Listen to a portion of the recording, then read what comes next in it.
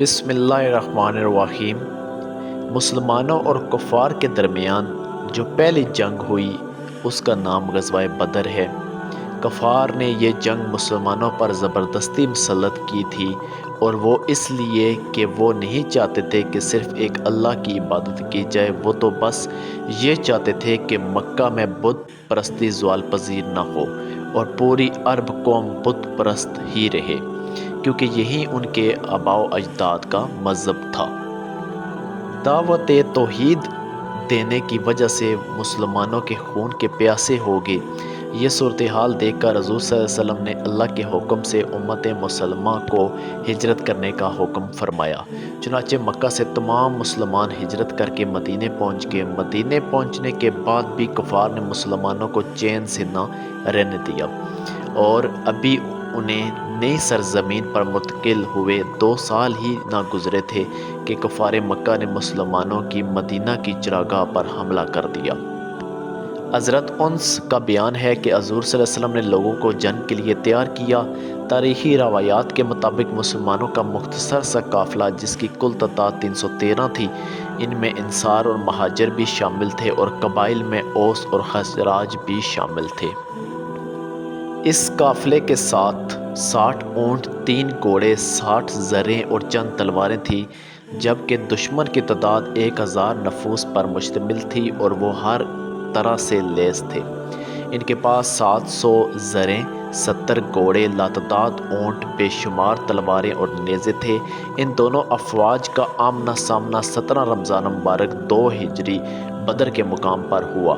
مسلمانوں کا یہ قلیل لشکر اس جنگ میں جس جوش و خروش کے ساتھ لڑا وہ قابل تحسین تھا۔ انہوں نے اپنے سے 3 گنا بڑے لشکر کو ایک ہی دن کے اندر شکست فاش سے دوچار کیا۔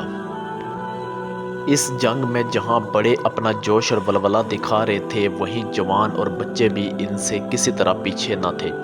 بچوں نے ماض جنگ پر بڑوں ہی کی طرح کارنامے سر انجام دیے۔ یہ نوجوان اپنے بڑوں کے شانہ بشانہ وسط میدان پہنچے اور ایک ایسا کارنامہ انجام دیا جو شاید بڑوں کے لیے بھی ناممکن تھا، کیونکہ ابو جہل تلواروں کے سائے میں، تیروں اور نیزوں کے باڑ میں تھا۔ ان کے ساتھی کہتے جاتے تھے کہ دیکھو، ابو جہل کو کوئی کرتب نہ پہنچے۔ اتنے پہرے کے باوجود 2 نوجوان اس تک پہنچے اور اسے جہنم واصل کرنے میں کامیاب ہو گئے۔ اس جنگ میں شریک ایک برگزیدہ صحابی عبد الرحمن بن عوف بیان کرتے ہیں کہ میں جنگ کے روز صف کے اندر تھا کہ دیکھا دائیں اور بائیں 2 نوجوان کھڑے ہیں۔ ان کی موجودگی سے میں بہت حیران ہوا۔ اتنے میں ایک نوجوان نے دوسرے سے چھپتے ہوئے مجھ سے آہستہ سے پوچھا، چچا جان، ابو جہل کہاں ہے؟ میں نے کہا، تمہیں ابو جہل سے کیا لینا ہے؟ اس نے کہا، مجھے معلوم ہوا ہے کہ ابو جہل حضور صلی اللہ علیہ وسلم کو گالیاں دیتا ہے۔ اس ذات کی قسم، اگر میں نے اسے دیکھ لیا تو اسے زندہ نہیں چھوڑوں گا، خواہ اس میں میری جان ہی کیوں نہ چلی جائے۔ مجھے اس نوجوان کی بات پر تعجب ہوا۔ ابھی چند لمحے ہی گزرے ہوں گے کہ دوسرے نوجوان نے بھی اسی انداز سے پوچھا۔ میری نظریں میدان کارزار ہی پر مرکوز تھیں کہ اچانک مجھے ابو جہل نظر آیا، تو میں نے ان نوجوانوں کو مخاطب کرتے ہوئے کہا، وہ رہا اسلام کا اور تمہارا دشمن۔ یہ دیکھتے ہی ان دونوں نے شیر کی طرح اس پر حملہ کر دیا، پھر اسے خون سے لت پت چھوڑا اور حضور صلی اللہ علیہ وسلم کی خدمت اقدس میں حاضر ہو کر میدان جنگ کا واقعہ بیان کیا۔ آپ صلی اللہ علیہ وسلم نے دریافت فرمایا، تم دونوں میں سے کس نے ابو جہل کو قتل کیا؟ دونوں بیک وقت بولے، میں نے۔ آپ صلی اللہ علیہ وسلم نے پھر فرمایا، اچھا ذرا اپنی تلوار دکھاؤ۔ دونوں نے تلوار دکھائیں جن پر خون لگا ہوا تھا۔ پھر آپ صلی اللہ علیہ وسلم نے فرمایا، واقعی تم دونوں نے اسے جہنم رسید کیا ہے۔ تاریخ اسلام اور کتب حدیث میں دونوں بچوں کا نام معاذ بن عمرو اور معاذ بن عفرہ ہے۔ ابن اسحاق بیان کرتے ہیں کہ معاذ بن عمرو کہتے ہیں کہ ابو جہل کو میں نے نشانے پر لیا، اس کی پنڈلی کا نشانہ لے کر 2 ٹکڑے کیے، ایک حصہ دور جا گرا۔ ادھر میں نے ابو جہل کی ٹانگ کاٹی، ادھر اس کے بیٹے عکرمہ نے میرا بازو کاٹا جو چمڑی سے لٹک رہا تھا، لیکن میں نے اس طرح ماض جنگ پر ڈٹا رہا۔ آخر جب تکلیف بڑھی تو میں نے اس بازو کو زمین پر رکھا اور ایک ٹانگ سے دبا کر دوسرے ہاتھ سے زوردار جھٹکا لیا، جس کی وجہ سے وہ میرے بازو میرے جسم سے الگ ہو گیا اور تکلیف میں کمی ہوگی۔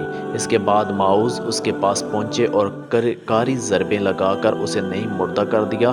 بس صرف سانس چل رہی تھی۔ اس کے بعد معوذ بھی بے جگری کے ساتھ لڑتے ہوئے شہید ہو گئے اور ابو جہل کا سر حضرت عبداللہ بن مسعود نے کاٹ کر حضور صلی اللہ علیہ وسلم کی خدمت میں پیش کیا، جسے دیکھ کر آپ صلی اللہ علیہ وسلم نے فرمایا یہ آج کے فرعون کا سر ہے۔